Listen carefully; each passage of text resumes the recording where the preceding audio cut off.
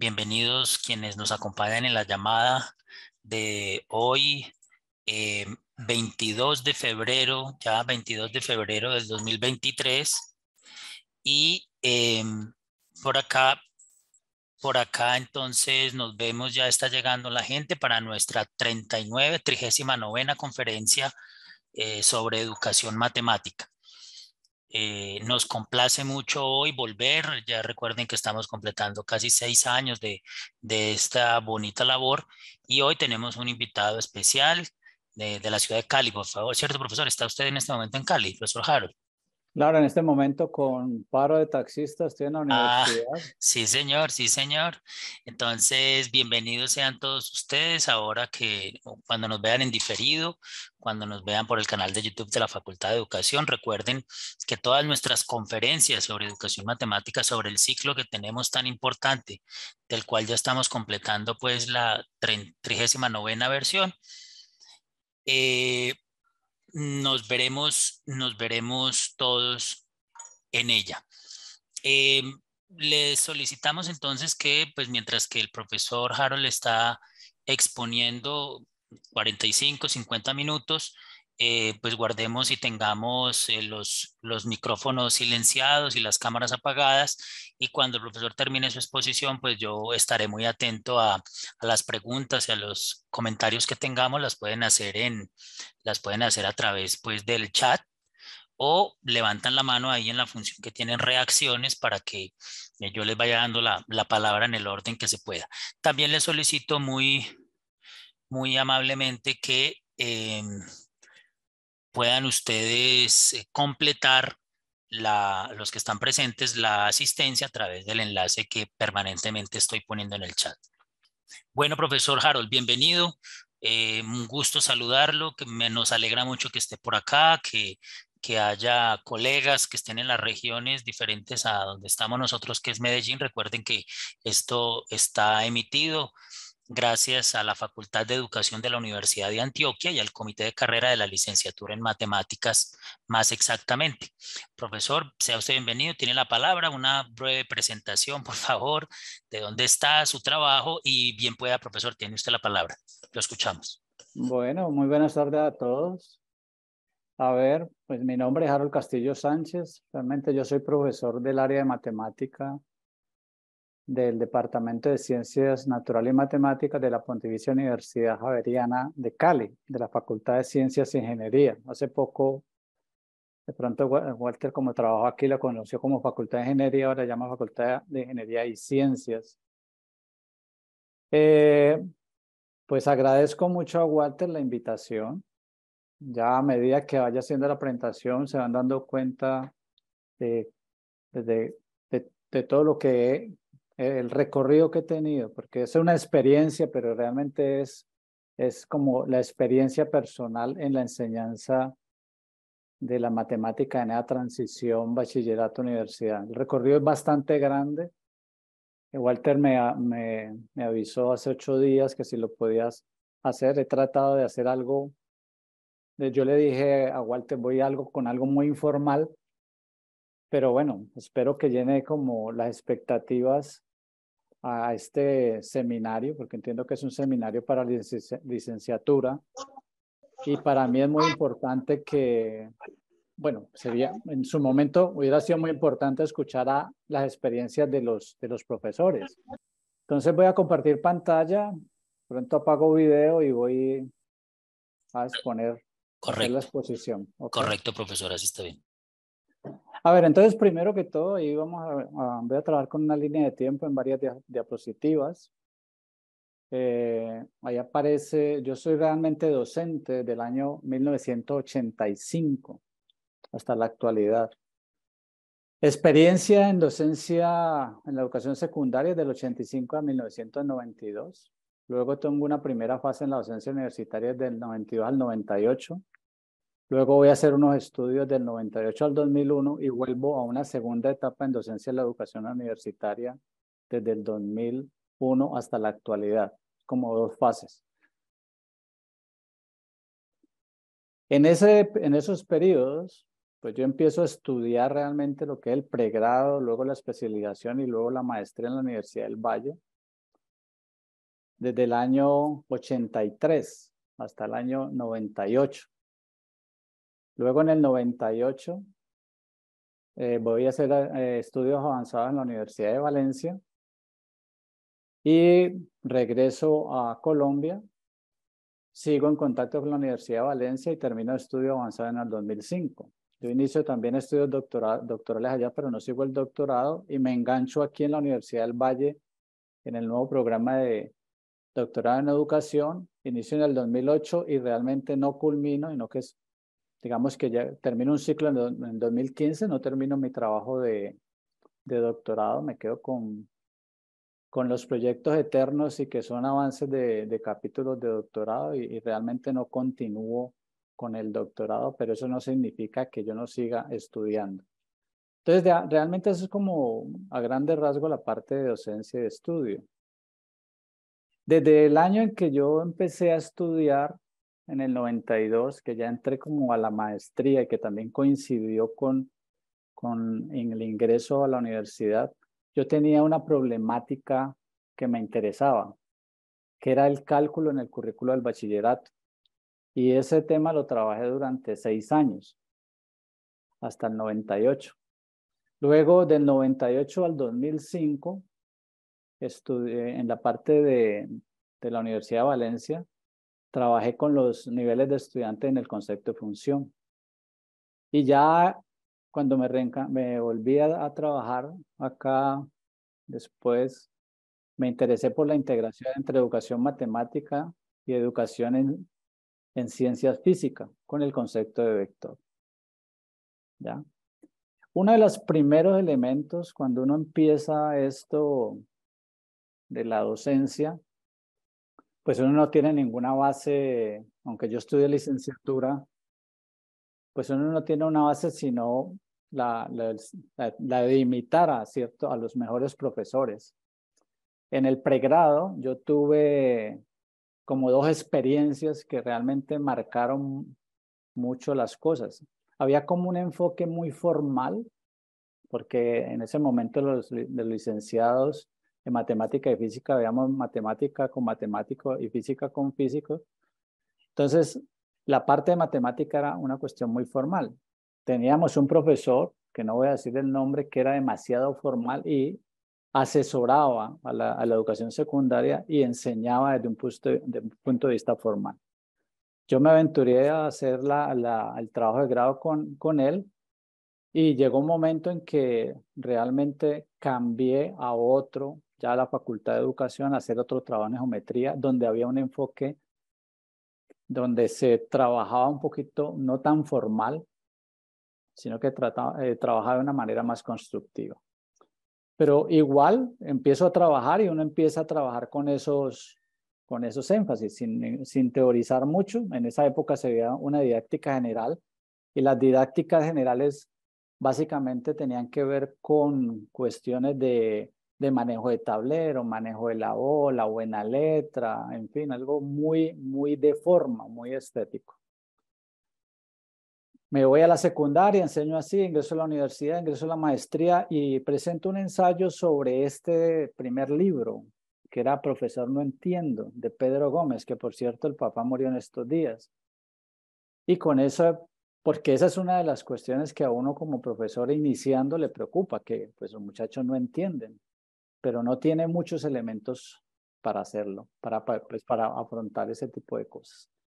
Ya cuando entro a la maestría, empiezan una serie, como yo estoy trabajando en el cálculo en el currículo de bachillerato, empiezan a aparecer una serie de elementos teóricos que tengo que apoderarme para poder trabajar. Como pueden ver, estoy en el último grado de bachillerato y pensando en la universidad.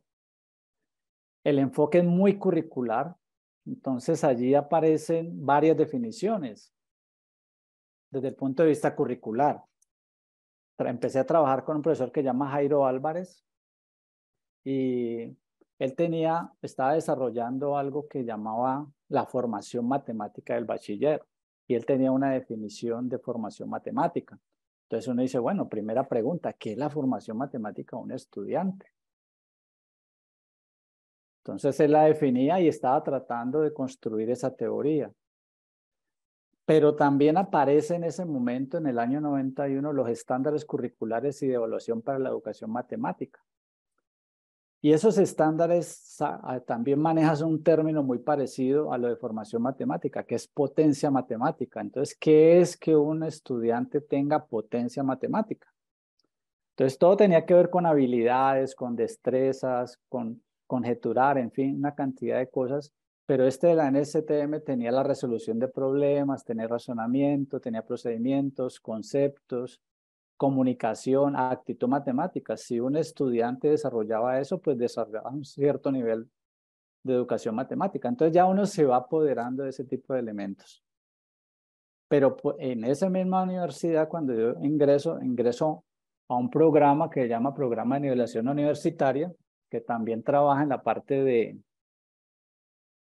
de la transición bachillerato-universidad en los primeros semestres. Era un programa que entraban los estudiantes, hacían un año, presentaban un examen y les daba ciertos cupos en ciertas carreras. Ellos tenían de fondo unos documentos. Cuando se indago de dónde vienen esos documentos, pues esos documentos vienen de una parte curricular que es de la parte de Londres, de currículo de 5 a 16, que también trabaja mucho la parte de las destrezas, de los hechos, de los razonamientos, en fin. O sea, en ese momento me nutro mucho de la parte de qué es formación matemática, qué es potencia matemática, cómo definen curricularmente lo que debe desarrollar o asimilar un estudiante, en fin. Entonces ahí hay como 3 elementos teóricos que entran en juego, pero aparece algo que en algún momento le dice a uno, bueno, viene uno de matemática, la definición de los conceptos, en fin, y que lo pone a uno a reflexionar, que es un trabajo de David Toll y Lomo Wiener, que es el concepto imagen y concepto de definición, donde uno le dice, bueno, es una cosa lo que se escribe, lo que se dice, lo que aparece registrado y otro lo que pasa en la mente. Y el mismo autor Toll también aparece un documento en el 92 de la transición del pensamiento matemático hacia el pensamiento matemático avanzado, donde él también habla de un pensamiento elemental. Pero sigamos la evolución. A medida que yo voy trabajando, voy estudiando y que me voy interesando en estos temas, pues en la parte de la maestría viene una escuela muy fuerte, que es la escuela francesa. Pero también dentro de la escuela, no dentro de la escuela francesa, también aparece Paul Ernest, que es la filosofía de la matemática, o sea, con un libro que se llama Filosofía de la Educación Matemática. Y en ese libro, la reflexión que sale allí es que las matemáticas no son absolutas. Él maneja lo de absolutismo y falibilismo de las matemáticas. Entonces, las matemáticas son falibles, donde a uno, si habla con cualquier persona, la mayoría de las personas le dicen no, es que la matemática es exacta, los resultados son únicos y todo, y eso como que le mueve de de cierta forma en su momento movió el piso.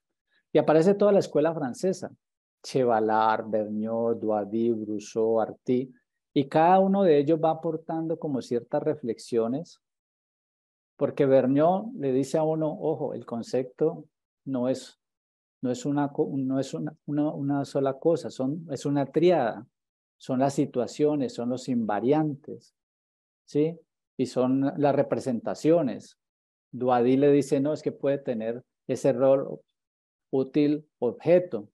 Brousseau viene con toda la carga de las situaciones didácticas, viene con lo de obstáculos didácticos, viene con lo de contrato didáctico. Y llega Arti con lo de ingeniería didáctica como una metodología de investigación y como muchos elementos más. Entonces ahí también eso va aportando elementos para poder trabajar ese problema del cálculo en el currículo del bachillerato. Pero uno se va llenando de información y entonces uno tiene que reflexionar sobre ella y saber seleccionar eso. Entonces uno la experiencia allí uno dice, bueno, ¿qué hacer con todo eso? Bueno, en la práctica, cuando trabajamos en el plan de nivelación universitaria, algo muy importante era formar grupos de discusión. Ahí formamos un grupo muy bueno de trabajo con Walter Castro, Edgar Guacané, Meligia, donde realmente discutíamos alrededor de estos temas y eso influía directamente sobre la docencia, sobre la evaluación. Semanalmente nos reuníamos con los profesores y discutíamos. Entonces, todas esas dinámicas son importantes para que uno vaya reflexionando sobre su práctica. Seguimos el recorrido. Salgo para España. Afortunadamente me concurso para una beca, firma al Alfa, formación de investigadores para América Latina y salgo para la Universidad de Valencia. Y allá conozco otros elementos teóricos. Como el primer enfoque era muy curricular y era muy general, acá ya me enfoqué en la parte, o me centré en la parte de un concepto, de función. Y con los elementos teóricos que vi allá, que trabajamos allá, no digo todos, voy a coger los más significativos, lo que es la fenomenología de la estructura matemática de Freudenthal o fenomenología didáctica, lo que es la evaluación de la calidad del aprendizaje, son australianos de Vincent Collins, que trabajaba un profesor que se llama Pedro Huerta. En este caso también con el mismo Huerta, él trabajaba y todo ese grupo de la Universidad de Valencia trabajaba mucho los niveles de razonamiento de Van Hill, porque es la parte de geometría, pero con el profesor Huerta también se trabajaba los mapas conceptuales y una nueva propuesta. Él tenía como una tríada para, entre comillas, medir o evaluar a un estudiante. Una línea era los niveles de abstracción, otra los niveles de razonamiento y otro era la parte metacognitiva con los mapas conceptuales. En los niveles de abstracción los trabajaba con la taxonomía solo, que era de Vincent Collins, que está en esos dos documentos que hay aquí. Y entonces ahí ya fui como caracterizando mejor las cosas. Pero también no abandoné algo que también traía lo otro, era la representación. Un primer elemento de la representación fue lo de Jambier. La representación pues ha evolucionado muchísimo todo lo de la teoría de representación.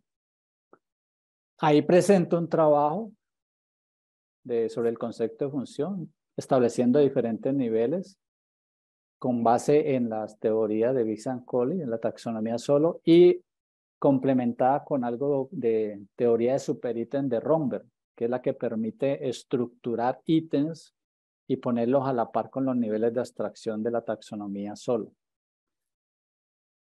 Vengo a Colombia, sigo en contacto, logro terminar, no puedo seguir el doctorado porque hay un interés diferente del tutor, que era Pedro Huerta en ese momento, e ingreso a la parte de la Universidad del Valle con este problema. Ya me interesaba mucho la integración entre educación matemática y educación en ciencias, y mucho de eso tiene que ver con lo de Freudenthal y la matemática realística. Entonces yo dije, bueno, vamos a trabajar la parte de integración. Pero cuando uno se mete en la parte de integración, aparecen otros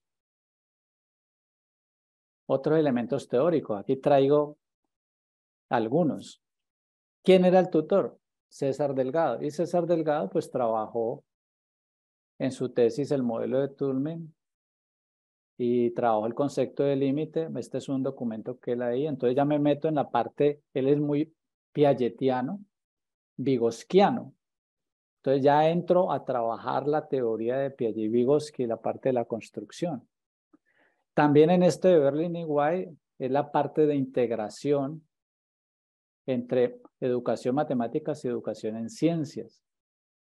Ahí también entro en un problema de la interdisciplinariedad, la transdisciplinariedad, la disciplinariedad, la multidisciplinariedad. Entonces todos esos conceptos entran en juego ahí para saber cómo se va a desarrollar esa teoría de integración o ese trabajo alrededor de la integración y alrededor del concepto de vector.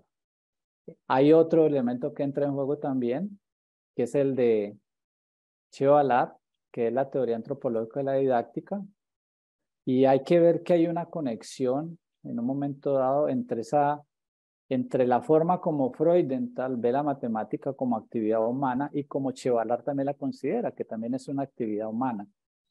Entonces esta teoría realmente evoluciona. Y por acá hay algo que trabaja Gascón, que también lo pone a reflexionar y lo he dicho en varios espacios, y es como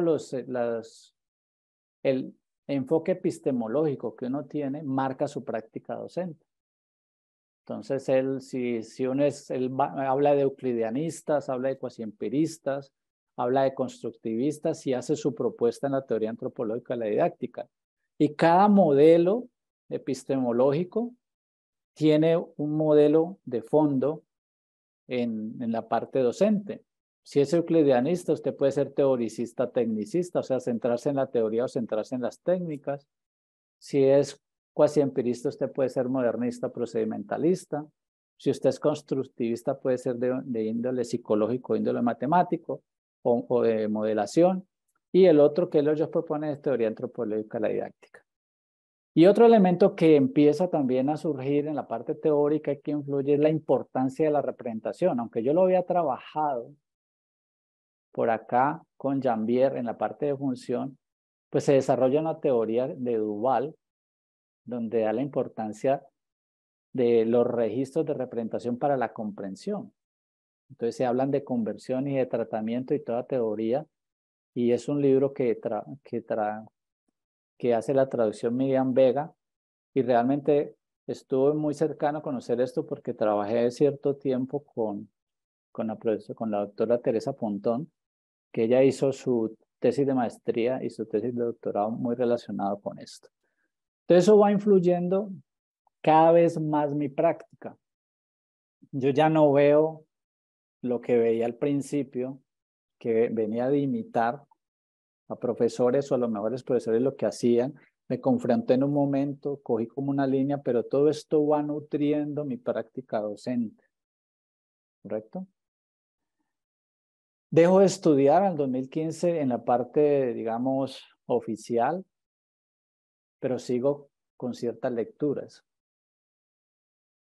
Vuelve a aparecer otra versión de la NSTM. Diferencia, pues acá ya no se ve como algo de terminal, sino como proceso. Hay un elemento que también ingresa en la parte docente que ya empiezan a ver los estudiantes y es el desarrollo ético e intelectual de William Perry, que realmente allí eso es clave porque tiene que ver con el nivel de compromiso que los estudiantes tienen hacia el aprendizaje, cómo ven la misma disciplina, cómo ven la matemática. Entonces, ese desarrollo ético e intelectual, que es un trabajo de los 50-60, se puede ver. Los que trabajan de pronto en formación de docentes, ese es un trabajo que se puede tomar de referencia o lo han tomado de referencia. También hace la aparición muy fuerte el enfoque de Godino, el ontosemiótico. Pero de lo ontosemiótico me llamó mucho la atención fue los indicadores de idoneidad didáctica que él define en su teoría y que sé que aquí en la Universidad de Antioquia algunos profesores lo trabajan. Entonces también es como ver que en el aula de clase pues se van conjugando demasiadas cosas y cada una de ellas, de esas aristas, de esos vértices, pues donde uno se centra a los otros y le va dando la importancia del caso. Pero ahora está bien una problemática distinta. ¿Cuál es la problemática distinta? Pues que uno nota que los actuales estudiantes muchas veces no se motivan, no están motivados. Y ahora hablamos un poco más sobre los estudiantes. Entonces leo sobre un libro de Pink, que fue asesor de un vicepresidente de Estados Unidos, creo que es bueno, me va el nombre, y él escribe La sorprendente verdad sobre lo que nos motiva. Y él trabaja mucho la parte de la motivación intrínseca y cómo las nuevas empresas trabajan con la motivación intrínseca para tener trabajadores 24/7 felices. Y eso también hay un capítulo donde lo dedica a la educación y cómo ciertas propuestas educativas se apoyan en la motivación intrínseca en Estados Unidos y han surgido. Y algunas las conocemos, como el Montessori aquí, y de pronto la pedagogía Waldorf. Y lo otro que también me preocupa es que nosotros trabajamos con adolescentes. Entonces ya entra la parte de la neurobiología y es un libro del cerebro del adolescente que es de un autor bueno, es del 2022. Entonces, todo eso para decir que siempre para trabajar en cualquier nivel educativo y en especial en esa transición bachillerato-universidad, uno siempre tiene que estar oscilando entre la práctica y la teoría. Debe empezar con una reflexión sobre su práctica, pero luego tiene que apoyarse en elementos teóricos, luego tengo que aplicarlo. O sea, eso es necesario para uno estar permanentemente al tanto de lo que sucede, porque es que las generaciones van cambiando. Y vamos a la otra diapositiva. En mi experiencia, yo he trabajado con 3 generaciones, ¿sí? Hasta el momento van 3 generaciones. La generación X, que son los nacidos del 65, en el 1965. La generación Y, que es la millennial, los nacidos en el 80. La generación Z, que son los nacidos en el 95. Y la generación alfa, que todavía no ha llegado a la universidad, porque son los nacidos en el 2010. Entonces, sí he visto los cambios que esas generaciones han tenido. Porque la generación X, una de las características es que la generación X hacía las cosas porque debía hacerlas, no porque tenía que hacerlas. Debía hacer las cosas y debía hacerlas bien. Y si no las hacía bien, normalmente tenía un castigo. La generación Y millennial ya es una generación que empieza a trabajar por motivación extrínseca. ¿A qué me explico? Si ganas el año, te doy una bicicleta. Si haces esto, te doy aquello. ¿Sí? Entonces empiezan a trabajar con una condición. La generación centennial empieza a exigir. Si usted me da eso, yo hago tal cosa. ¿Ya? Pero la generación centennial, a medida que va pasando el tiempo, también va cambiando y dice que así usted me dé o no me dé cosas, yo no lo hago o no lo hago, es porque a mí me gusta y punto. Yo lo hago por gusto. Entonces estamos encontrando esa generación actualmente en las universidades. Y también me imagino que en los colegios están viviendo eso. Si al muchacho no le gusta hacerlo, no lo hace. Entonces, esa brecha entre nosotros como profesores de una generación, yo soy generación X, y los nuevos, la generación Y, Z y Alfa, que Prensky, que es otro autor que por allá cité, que no lo cité, pero lo cito acá, habla de inmigrantes digitales y nativos digitales. Y él escribe ese libro en el 2001. Todavía no se ha venido todo el boom de esas tecnologías que actualmente están. Entonces, hay muchas diferencias en esa parte. Por ejemplo, los nativos digitales, ¿qué características tienen? Algunas de las características. Prensky dice, se sienten atraídos por multitareas y procesos paralelos. Prefieren los gráficos a los textos. Podría uno decir también los videos a los textos. Se inclinan por los accesos al azar, es decir, ellos se mueven por hipertexto, ellos no son lineales. Funcionan mejor y rinden más cuando trabajan en red. Tienen la conciencia de que van progresando, lo cual les reporta satisfacción y recompensa inmediata. Prefieren instruirse de forma lúdica o embarcarse en el rigor del trabajo tradicional. Entonces, esto también ha generado un nuevo reto en mi docencia. ¿Cómo llegar a estos estudiantes?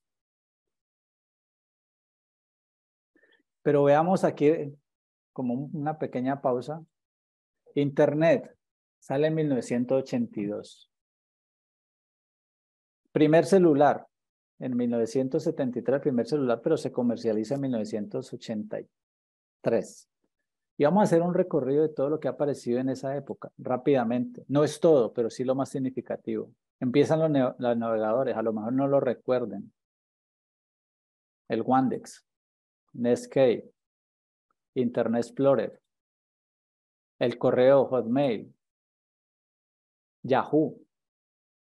Por ahí también estaba Latin Mail. Aparece Google en el 98. Luego aparece Skype en el 2003. Gmail y Facebook en el 2004.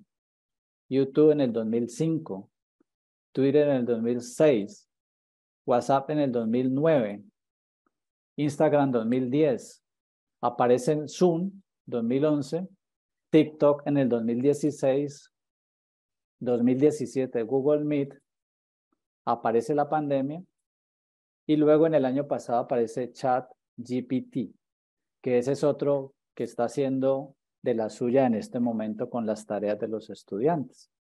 ¿Vale? Entonces, está apareciendo este tipo de cosas.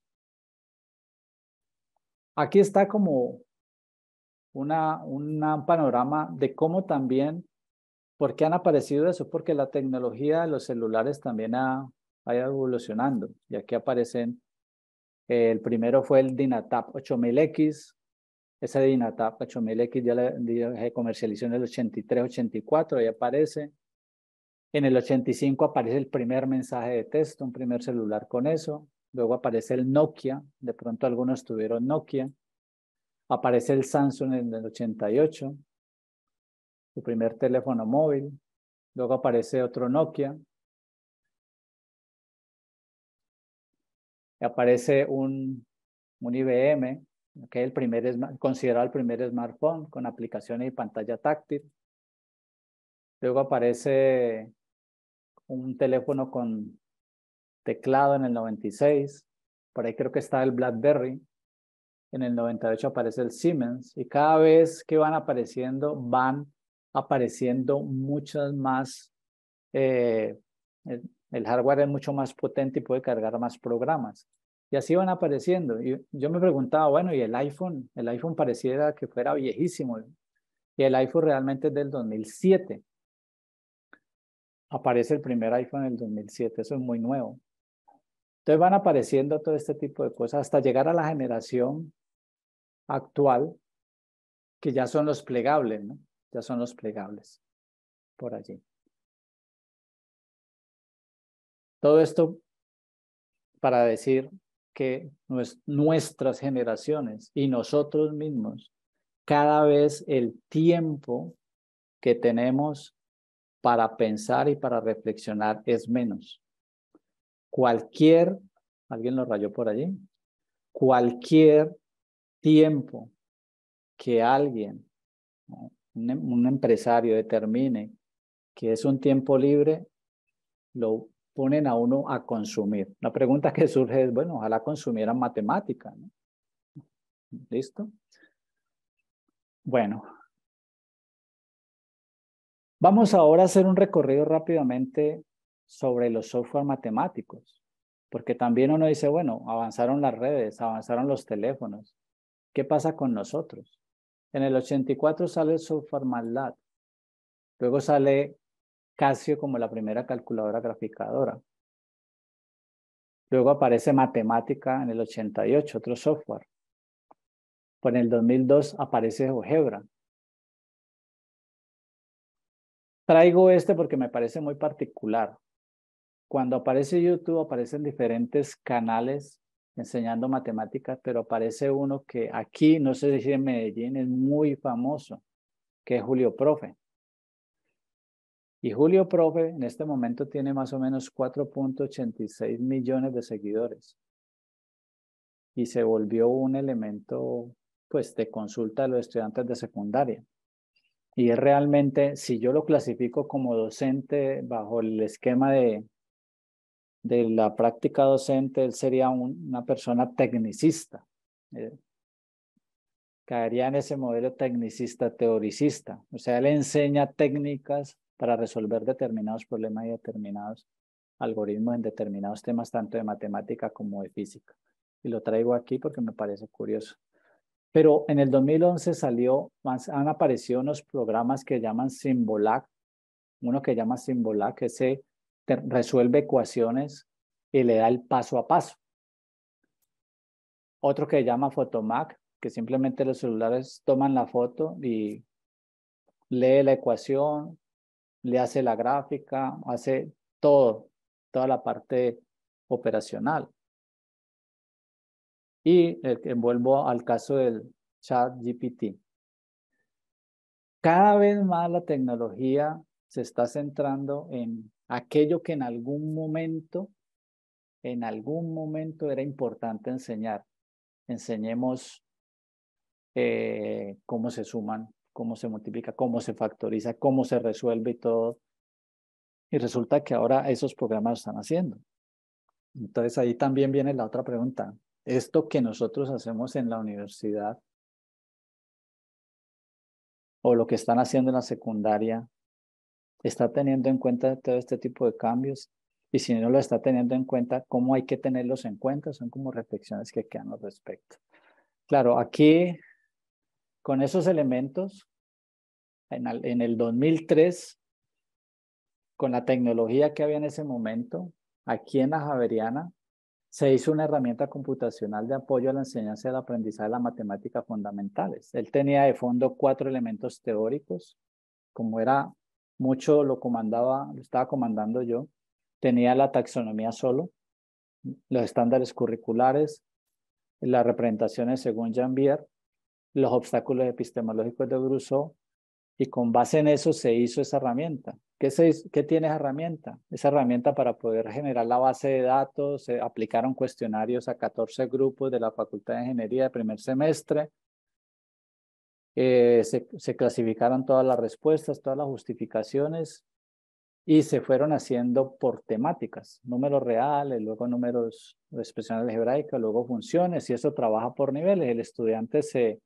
entra a la herramienta, se nivela como si fuera en inglés, él escoge un nivel y entonces el nivel más alto y si no responde correctamente un número de preguntas lo va bajando y cuando ya lo establece en un nivel, él puede volver a entrar para volver a subir al nivel más alto, son 4 niveles.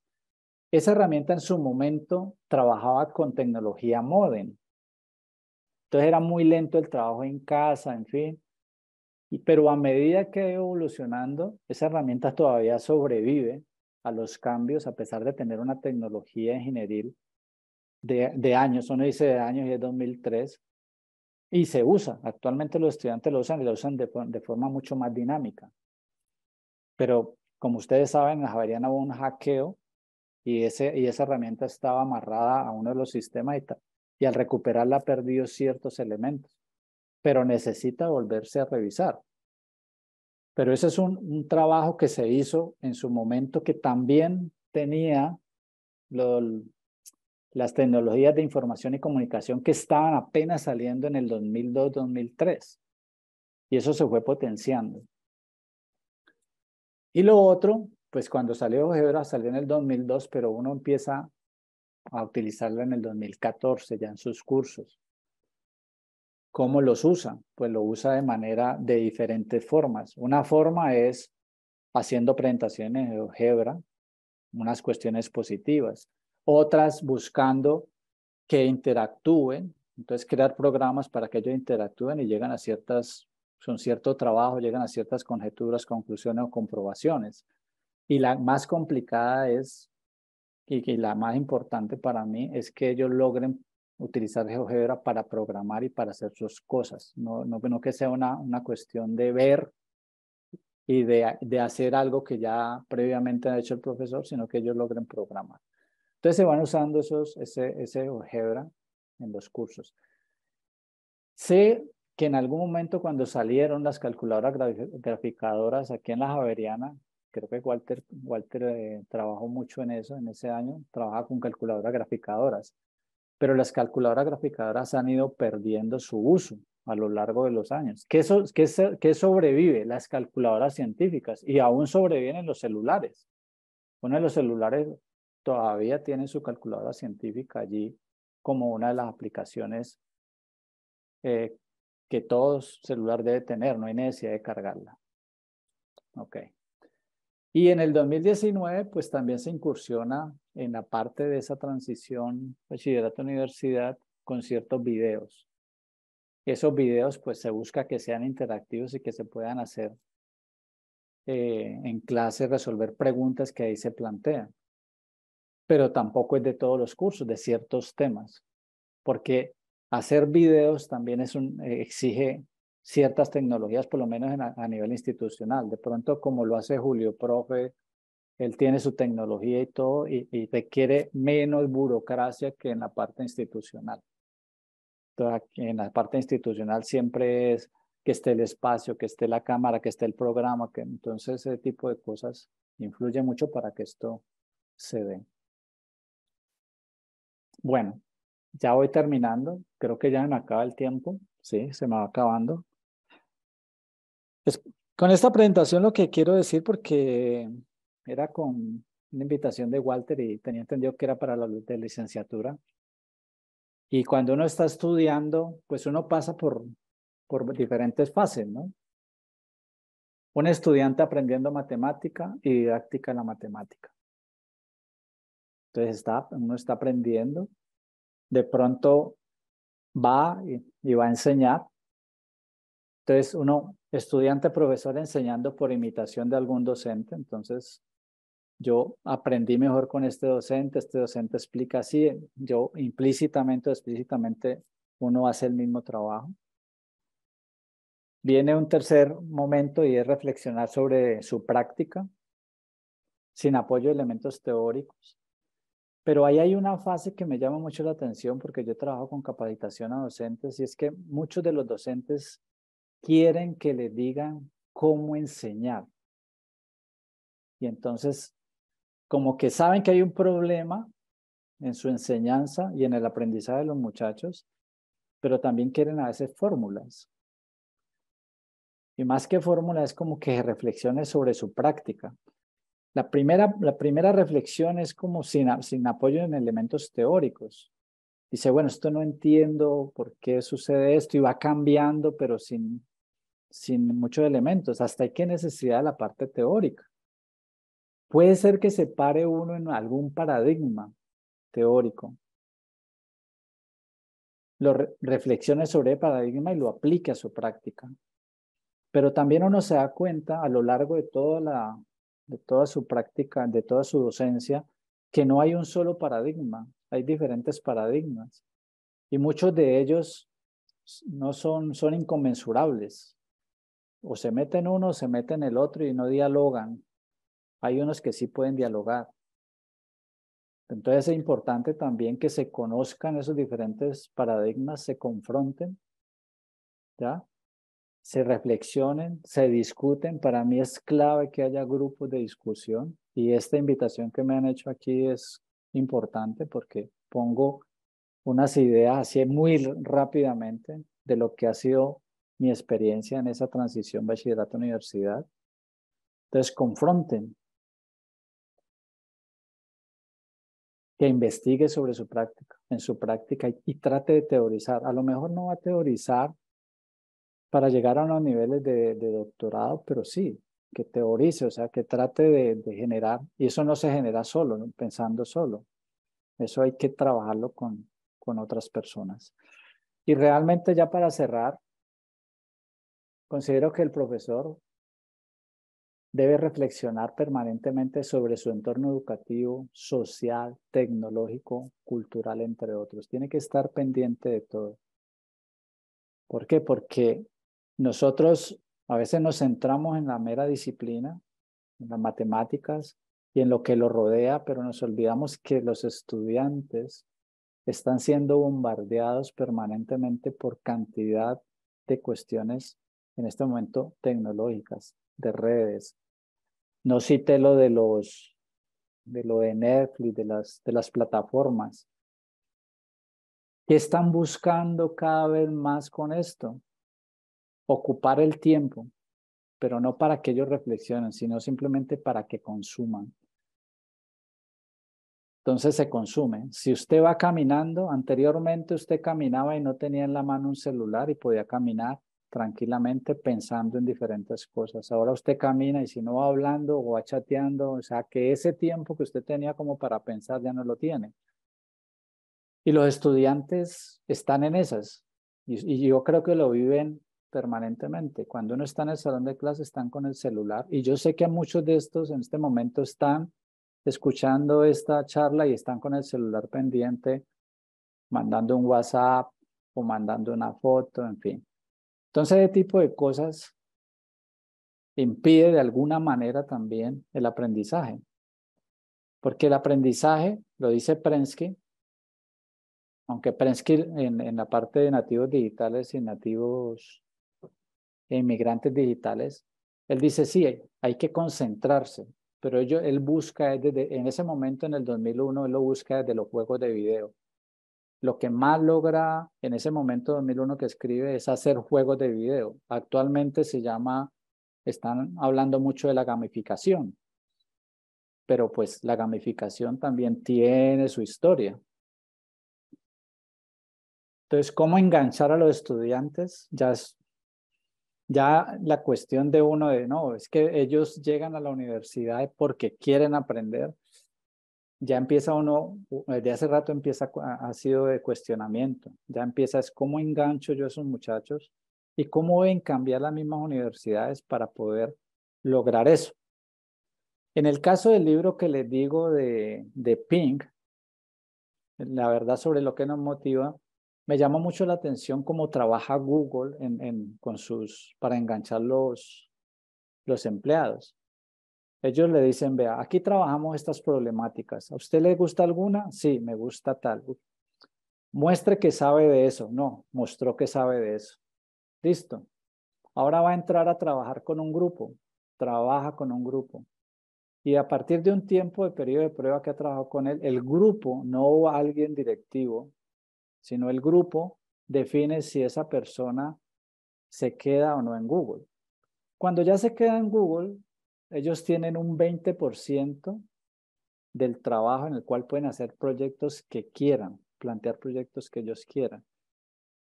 Si ese proyecto se lo aprueban, Google les da todas las garantías económicas y todo para que lo saque adelante. Y así Google ha sacado muchos programas que ellos tienen.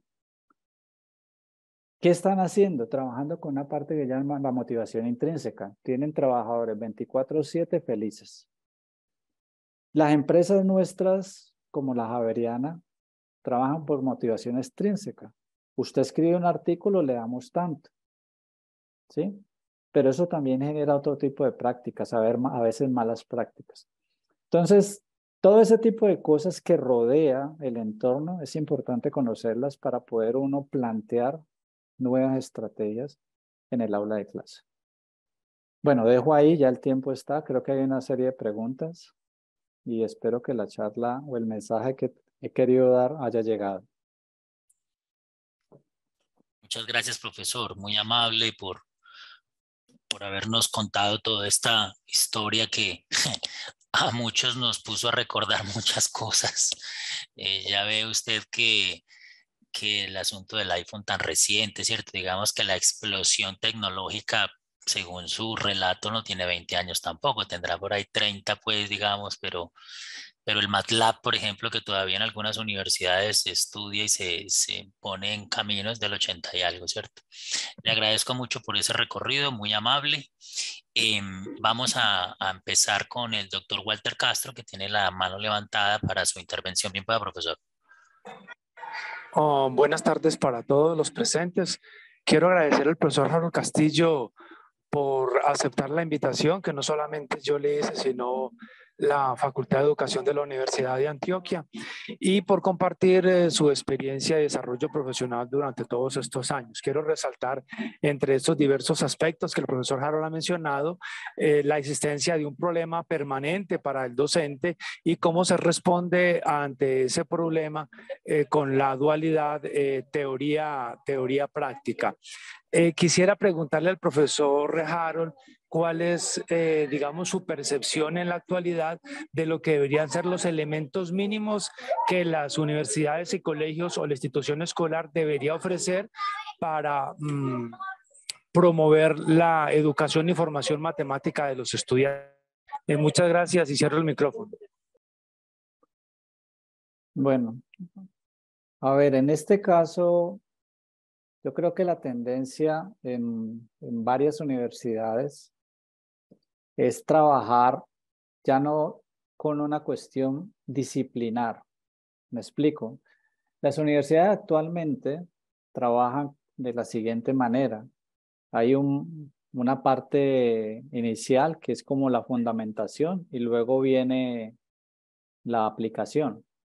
Los mismos estudiantes dicen, bueno, estamos viendo las materias de la carrera, viendo que de que ingresaron están viendo las materias de la carrera.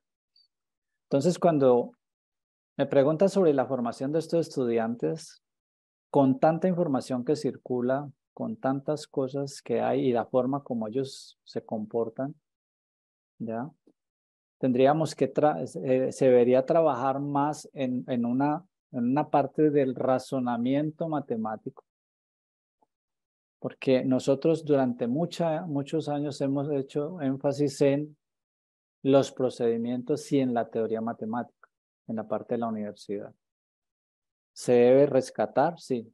¿Se debe dar eso? Sí, pero no debe cuestionarse, ahí me puedo apoyar más en Freudenthal con la matemática realística, donde aparezcan situaciones, problemas en contexto que permitan ir construyendo esos conceptos y luego irlo formalizando. Eso trato de implementarlo en los cursos actualmente. Actualmente tengo un curso que se llama Matemáticas para las Artes.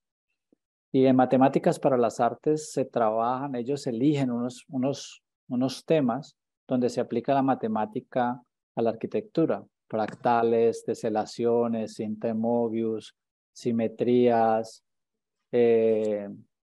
catenarias, en fin.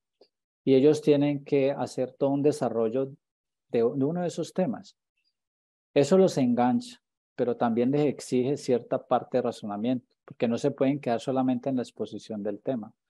Pero también a la par se trabaja con resolución de problemas relacionados con la misma carrera, pero que recoge o los obliga a traer sus elementos de la secundaria.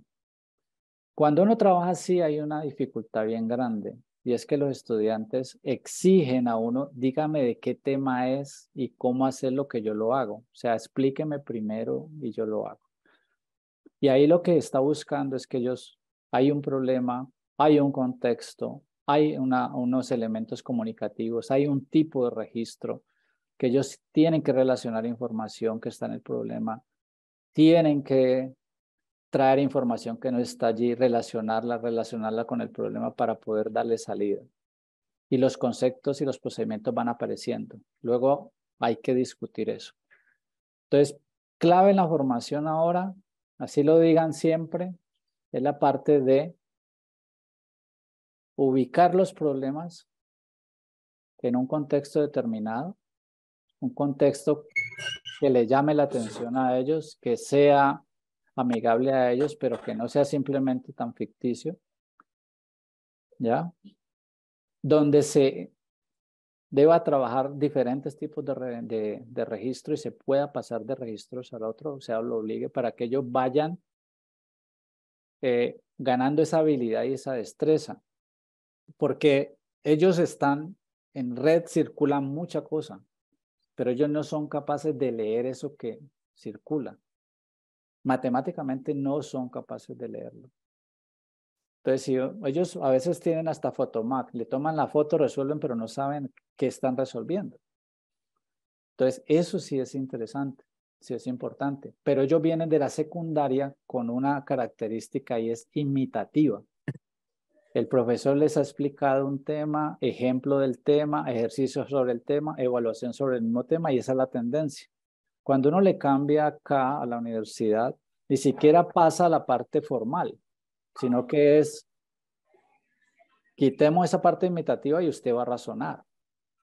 Y el razonamiento es importante. Y esa habilidad no se enseña, se gana. O sea, usted no enseña a razonar. Para razonar, primer paso, segundo paso, tercer paso, sino que usted debe generar como profesor situaciones, problemas que vayan a apuntar a eso. Ahora, ya en la estructura misma de las carreras tiene que cambiar. Tiene que cambiar. Ya no puede ser disciplinar, ya tiene que trabajar de otra manera. Y creo que las universidades, por eso actualmente, y es una posición personal allí, están perdiendo estudiantes, porque cada vez los estudiantes están buscando formaciones, como ellos no son lineales, sino que van moviéndose de un lado al otro, buscan, necesito esto, lo hago, necesito aquello, lo hago, necesito aquello, lo hago, y lo voy haciendo en diferentes momentos y diferentes formas. Entonces las universidades no le están ofreciendo eso. Les ofrecen en el papel el perfil del egresado, pero cuando entran se dice, uy, yo tengo que ver matemáticas fundamentales. Yo no sabía, yo pensé que yo iba a llegar a arquitectura haciendo arquitectura, por ejemplo. Entonces, no sé si te responde la pregunta, Walter, con eso. Sí, Harold, muchísimas gracias por compartir tus reflexiones con nosotros. Muchas gracias y cierro el micrófono. Va, ok. Muchas gracias a profesor Walter por su pregunta, profesor Harold. ¿Alguien más tiene algún comentario o inquietud? Yo no veo por acá manitos levantadas. Ni escucho que me digan. De pronto el profesor, profesor Guillermo sí nos va a hacer una pregunta. Sí, pues reitero mi saludo y agradecimiento al profesor Harold por compartir con nosotros esta experiencia tan valiosa. Creo que esta presencia del maestro que usted nos ha mostrado se deja sentir desde el comienzo. Todos estos dos elementos, profe, que usted toca de esa dualidad tan tesa de teoría práctica y tan difícil para el maestro. Y en ese sentido va mi pregunta, ¿cierto? ¿Cómo ha sentido usted que ha podido sacudirse o no de ese, digamos, eclecticismo a que la tarea diaria del aula nos lleva y que está lógicamente contrapuesta contra las modernas, digamos, teorías que están circulando en la educación matemática y que a veces afloran mucho en la especialización, digámoslo, metodológica, didáctica que está produciendo la investigación y sobre todo el auge tan fuerte de los doctorados. Dejo ahí mi inquietud, profe, y le reitero mis agradecimientos. A ver, claro, eso también, si uno ve de la teoría de los 90 para acá, se han desarrollado la mayoría de paradigmas en la educación matemática. Ya uno, se hace el recorrido, sale la escuela francesa, luego está la parte de Gran Bretaña, australiana, está la parte, digamos que en Latinoamérica, México tiene una influencia sobre lo francés y luego se distancia un poco. Y así van apareciendo en menos de... también aparece la española y en la española aparecen varias líneas. En Francia también hay varias líneas también. Pero eso sucede de los 90 para acá, muy fuerte. Y Freudenthal también, que la holandesa también está sobre esa época. Entonces le van bombardeando a uno por todos lados. Uno dice, todo lo que viene, ¿qué es lo que es? Es más o menos la pregunta que uno se hace como docente. Todo eso que viene, ¿qué es? Pues uno se debe parar en un paradigma, por eso lo decía en lo de las fases. Primero, maneje la parte muy bien de la disciplina. O sea, usted tiene que ser muy sólido en la disciplina. O sea, si usted va a ser educador matemático, tiene que saber matemáticas. ¿Sí? Y la parte de educación matemática. Pero entonces, en las universidades hay unos paradigmas, etnomatemática con la escuela brasilera, en fin, odontosemiótico, en fin, ¿ya? Entonces, usted se apodera de esos elementos, pero usted normalmente siempre tiene que estar relacionándolo con la práctica. Siempre tiene que estar allí, trabajando allí.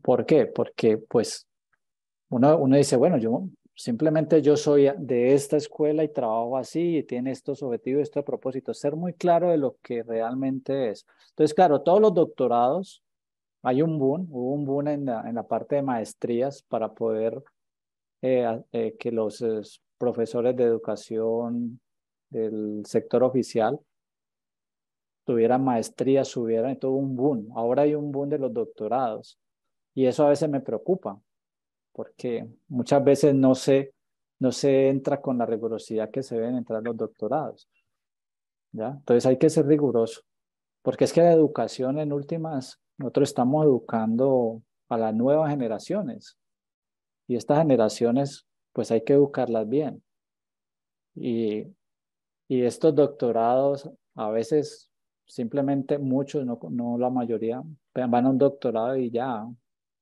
pasó el doctorado y ya no hay ningún tipo de impacto de ese doctor sobre los demás. Tienen que seguir haciendo escuela, ¿ya? Entonces, esa parte del docente siempre tiene que estar amarrado a las reflexiones teóricas.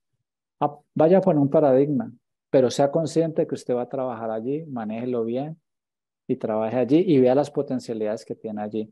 Le ofrecen otro, contrástelo. ¿Le sirve? ¿No le sirve? Bueno, sigo trabajando allí. Pero siempre uno va a estar bombardeado por muchas cosas y uno tiene que saber seleccionar. Y lo otro que influye mucho es también cómo va evolucionando lo social, lo cultural, lo tecnológico. Entonces uno dice, bueno, ¿cómo me voy yo actualizando en esto dentro del mismo paradigma? Y empleo la palabra paradigma porque es de Kuhn, pero puedo haber empleado la palabra programa de investigación de Lakatos o marco epistémico de Piaget, que son muy parecidos, pero no es la misma cosa porque son de teorías diferentes. No sé si respondo a la pregunta, Guillermo.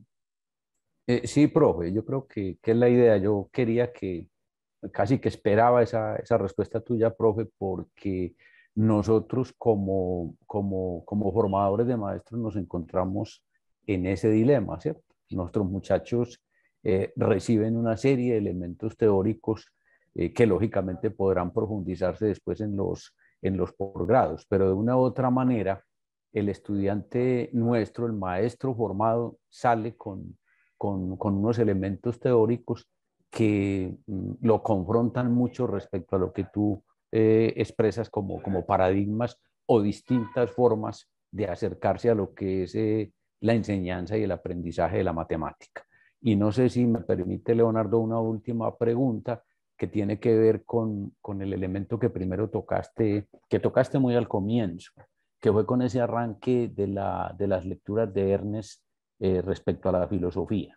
Y mi pregunta sería, ¿cómo crees que la filosofía, el conocimiento de la filosofía de la matemática y la educación matemática impacta la formación del maestro de matemáticas? Muchas gracias, profe.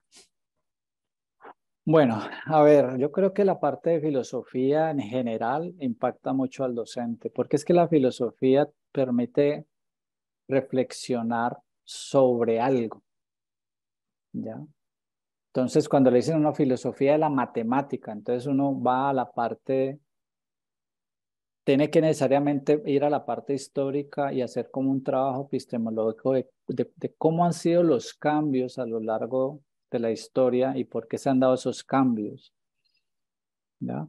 Y entonces se da cuenta en el Paul Ernest que cuando uno lee ese libro, cuando sale por primera vez lo falible de la matemática, y es porque, claro, han salido unos teoremas y luego otros teoremas que tumban eso y en fin, y así, y van evolucionando. Entonces la matemática no es absoluta. De pronto en los niveles educativos que nosotros manejamos, uno dice, no, pues sí, eso ya las teorías ya son construidas, pero se desconoce en algún momento que eso tuvo una construcción. Y ahí sí voy a ser muy piagetiano, ¿ya? Porque Piaget habla de la parte del análisis histórico crítico. Y en el análisis histórico crítico hace el balance de todos esos problemas que se dieron para construir los conocimientos y eso maneja a la par lo psicogenético, ¿ya? Por eso es que dice que Piaget es psicólogo, no, él es epistemólogo. Entonces la cuestión allí es, ¿qué es importante esa filosofía? Sí. Sobre la educación matemática también.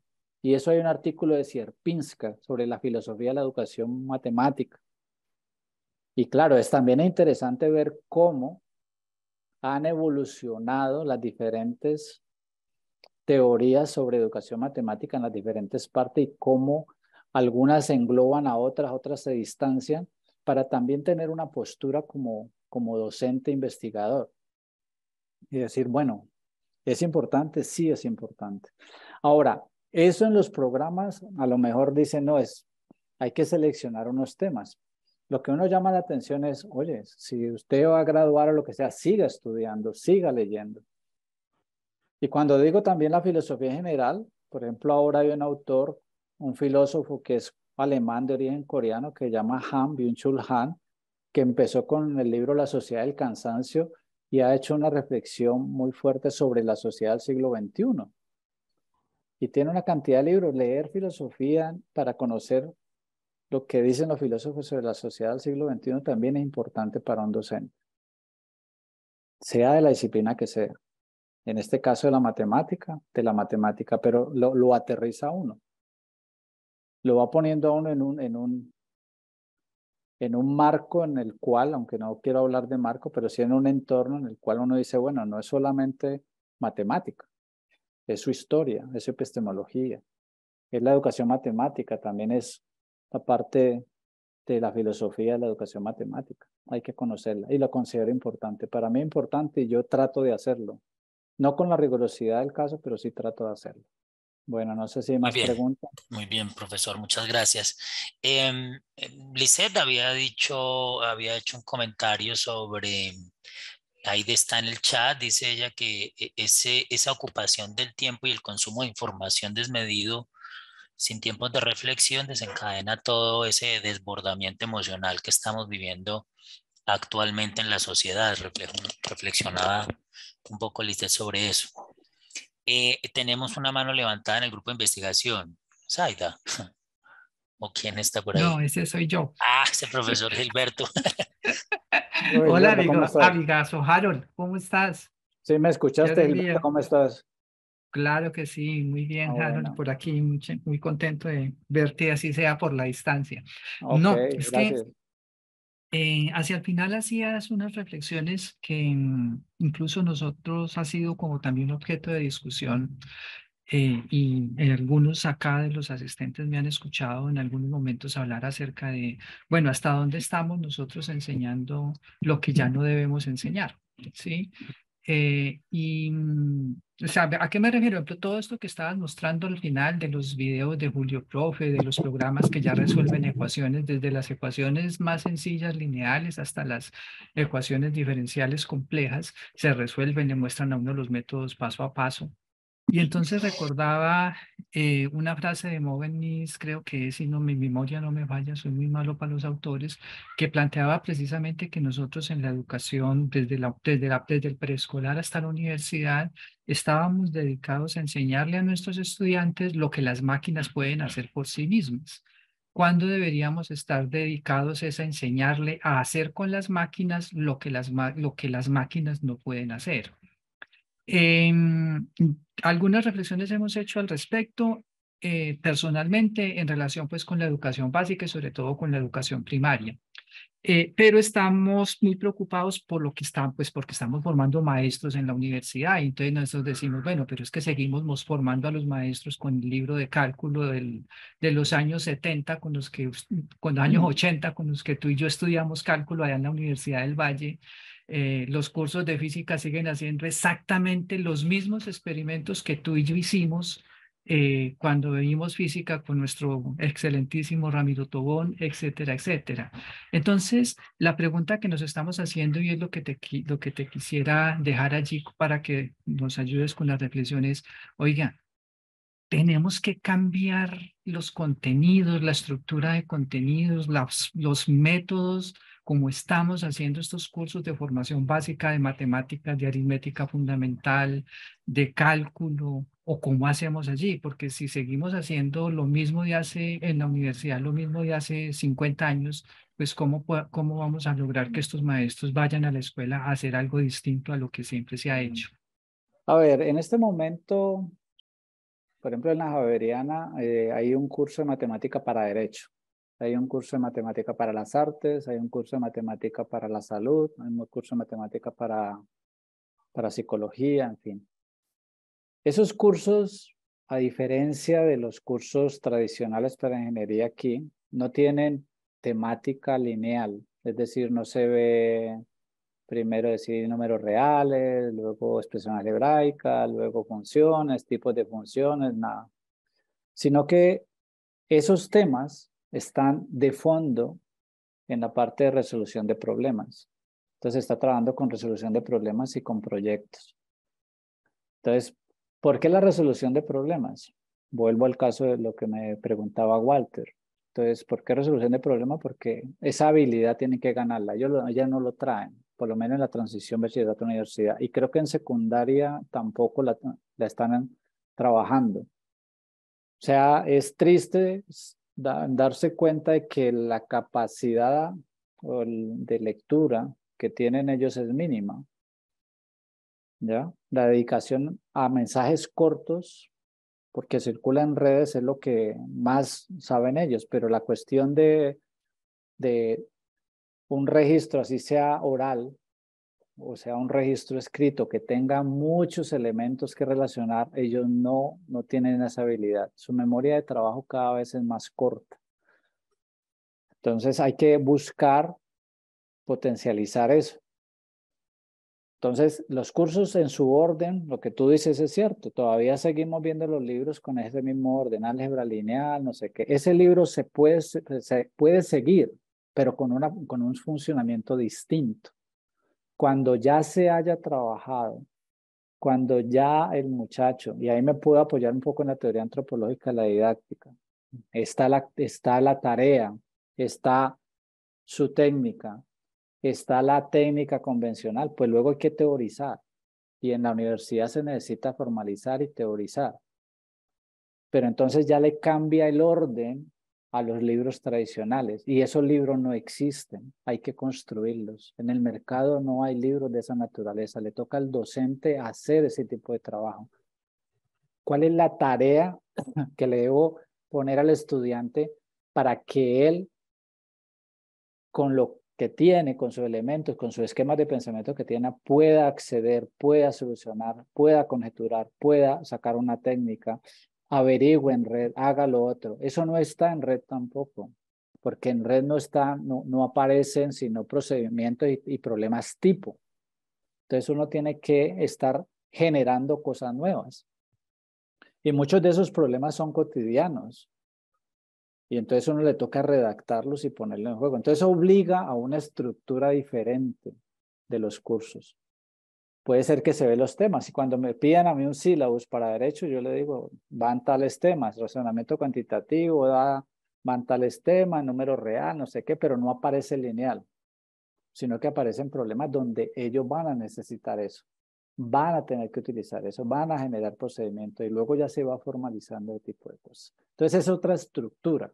Así se ha pensado aquí para ciertos cursos, pero eso necesita un trabajo muy fuerte entre los mismos docentes, porque no es poner cualquier problema. No es ser cuasi empirista epistemológicamente o modernista y procedimentalista en la práctica docente, como lo dice Gascón, que es un problema libre para que descubra. No, es un problema que le permita a él construir su conocimiento. Y tiene que partir de los esquemas que maneja.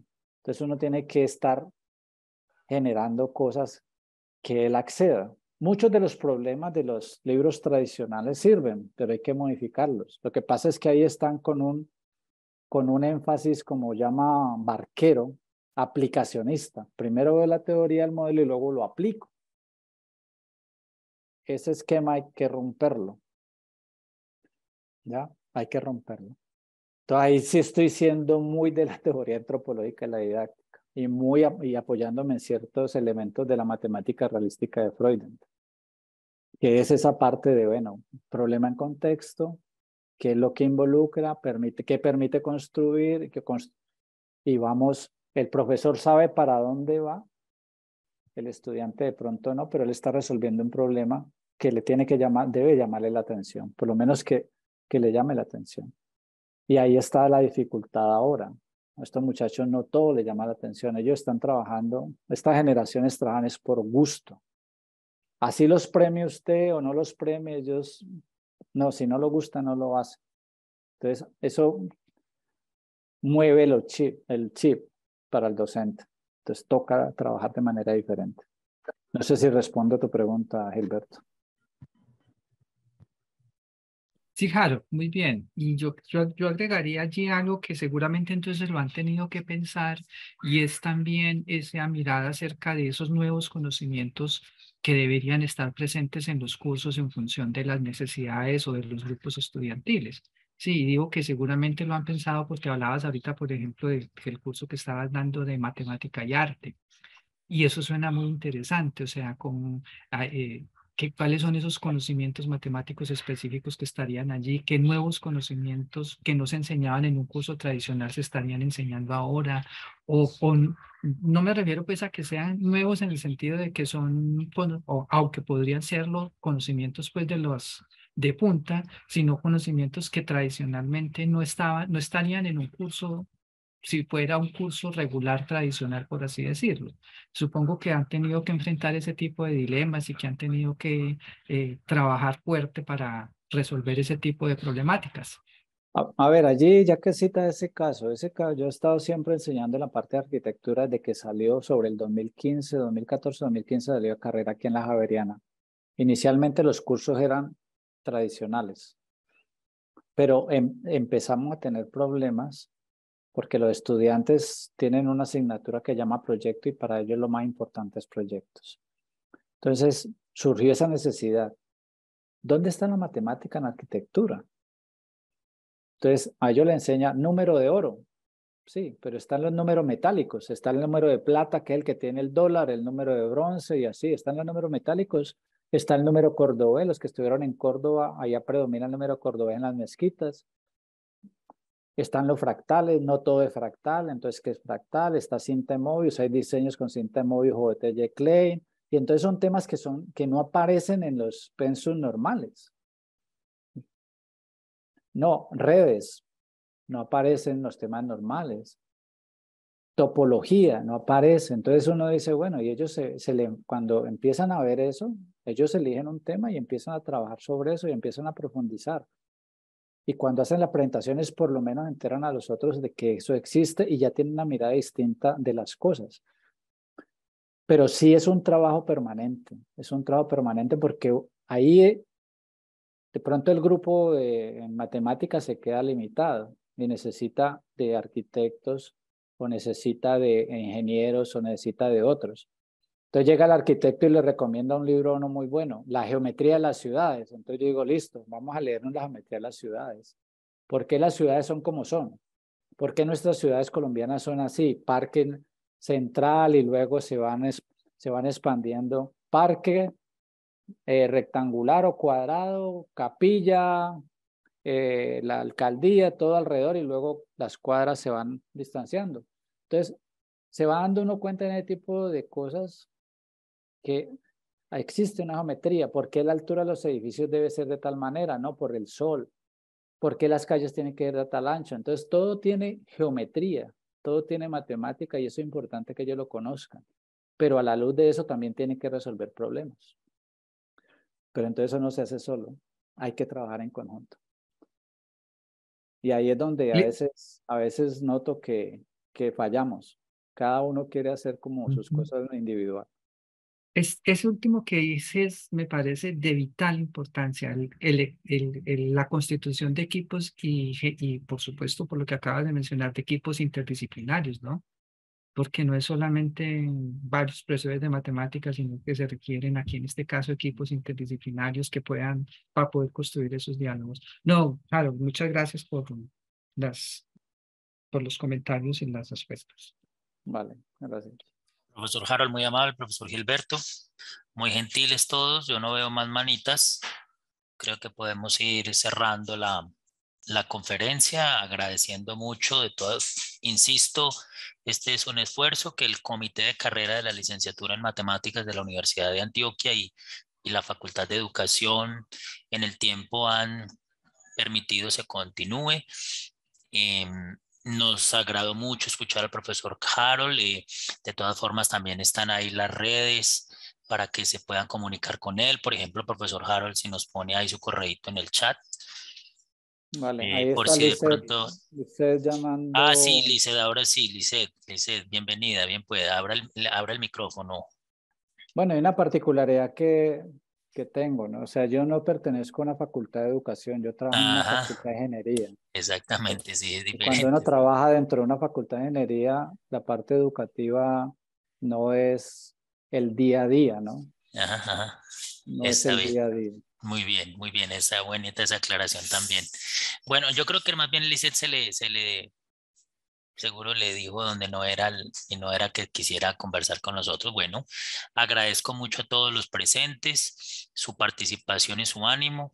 Recuerden que esta conferencia quedó grabada y nosotros hacemos aquí internamente una depuración y luego lo ponemos a su disposición, el de todos ustedes, en, en la, en el grupo de YouTube de la Facultad de Educación, en sus innumerables posibilidades de video. Ahí hay un grupo particular para las conferencias de educación matemática y donde están todas las demás y estará esta. Profesor Harold, muy amable, muy gentil por asistir y por venir. Muchas Y de gracias. nuevo, muchas gracias a todos y espero que nos veamos en otra ocasión.